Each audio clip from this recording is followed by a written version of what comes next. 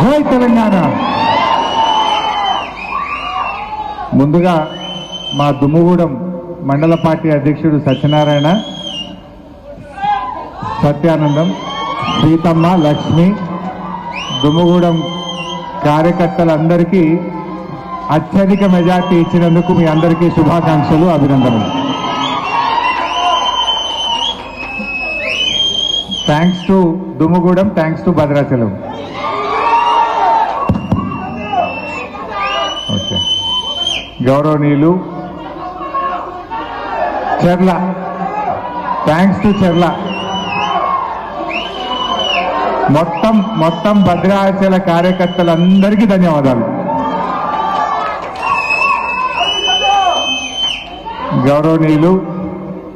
గౌరవనీయులు మన స్థానిక శాసనసభ్యులు డాక్టర్ తెల్లం వెంకట్రావు గారికి, మన జిల్లా పార్టీ అధ్యక్షులు మంచి డైనమిక్ లీడర్ గౌరవనీయులు రేగా కాంతారావు గారికి, మరి ఇల్లెందు నుంచి భద్రాచలానికి వచ్చి మీ ఇన్ఛార్జిగా, ఇల్లెందులుంటే ఇల్లెందు కూడా గెలిచిపోవాలి, భద్రాచలానికి ఇన్ఛార్జిగా వచ్చి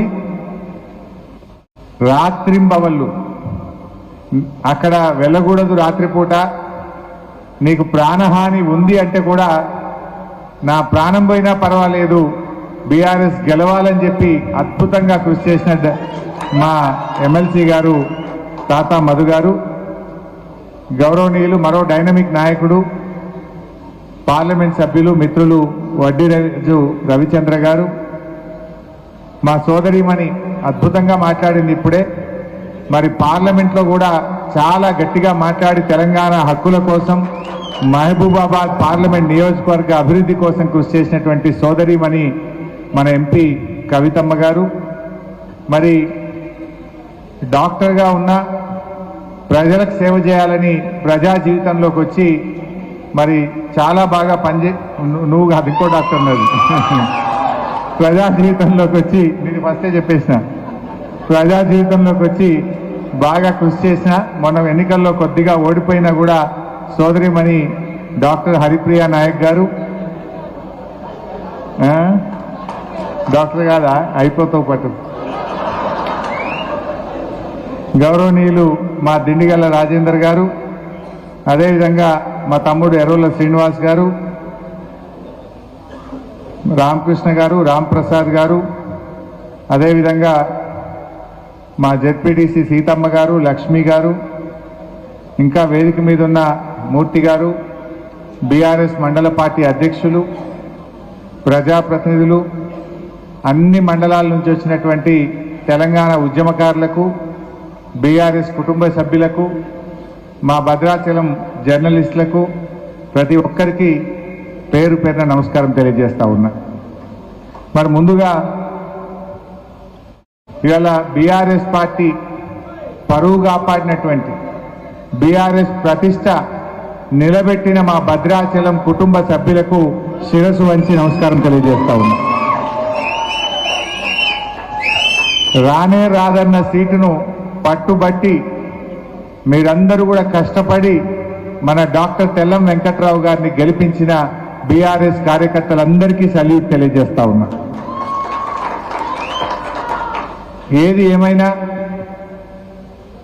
ఇందాక మిత్రులు అన్నట్టు ఉగాది పచ్చడిలాగా మన పరిస్థితి తయారైపోయింది. అంటే తీపి చేదు రెండు ఉన్నాయి. మరి ఉగాది పచ్చడిలో బెల్లం లాంటి తీపి ఉంటుంది, వేప పువ్వు లాంటి చేదు కూడా ఉంటుంది, రెండిటి కలయిక. కానీ ఉగాది ఎంత శ్రేష్టమైనదో మన బీఆర్ఎస్ పార్టీ కూడా భవిష్యత్తులో అంత గొప్పగా ఉంటుంది. తప్పకుండా భవిష్యత్తు మనదే ఉంటుంది. ఇది ఒక స్పీడ్ బ్రేకర్ లాంటిదే. ప్రజలు ఇప్పుడిప్పుడు ఆలోచన చేస్తున్నారు. ఒక స్పీడ్ బ్రేకర్ వచ్చినప్పుడు బండి కొద్దిగా స్లో అవుతుంది. స్పీడ్ బ్రేకర్ దాటంగానే మళ్ళీ పికప్ తీసుకుంటుందా లేదా?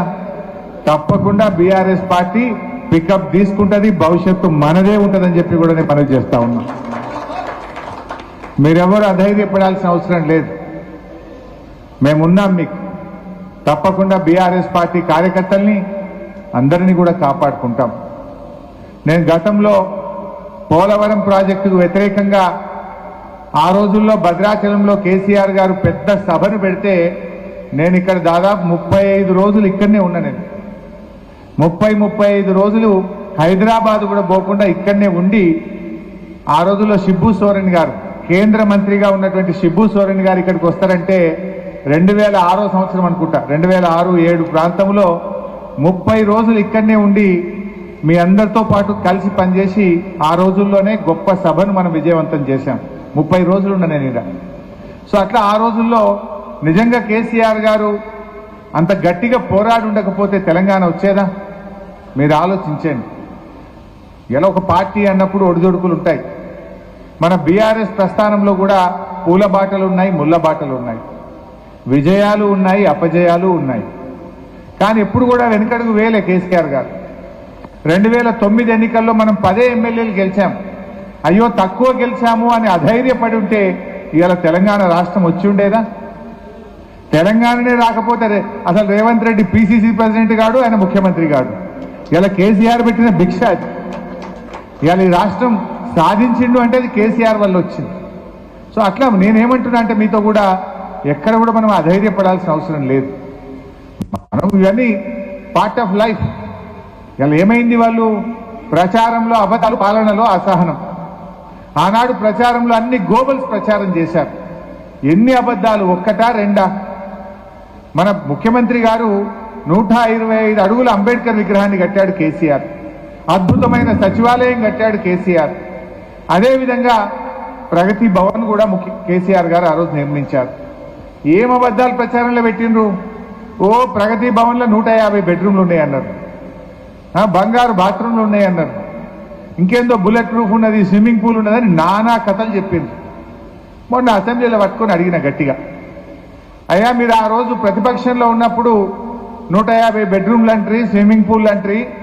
అయ్యా బట్టి విక్రమార్క గారు ఇప్పుడు నువ్వే ఉంటున్నావు కదా ప్రగతి భవన్లా, ఇప్పుడు చెప్పు, నేను అసెంబ్లీలో అడుగుతున్నా ఎన్ని బెడ్రూమ్లు ఉన్నాయో, స్విమ్మింగ్ పూల్ ఉన్నదేమో ఇప్పుడు ప్రజలకు చెప్పు అని అడిగితే తలకాయ కిందకి వేసుకున్నారు తప్ప నోరు ఇప్పలే. నిజంగా ఉన్నది నిజమైతే బయటకు వచ్చి మాట్లాడాలి కదా. ఇప్పుడు మీరే ఉన్నారు కదా, అందులో విషయాలు బయటకు రావాలన్నా వద్దా? ఇట్లా అన్ని గోబల్స్ ప్రచారం. ఇక బీజేపీ బీఆర్ఎస్ ఒకటే. ఇవాళ ఎవరు ఒకటైందో కనబట్టలేదా? ఇవాళ మీ రాహుల్ గాంధీ గారేమో ప్రధాని అదాని ఇద్దరు ప్రధాని యొక్క అక్రమ సంపాదన అంతా అదాని దగ్గరనే ఉందంటే రాహుల్ గాంధీ అంటాడు.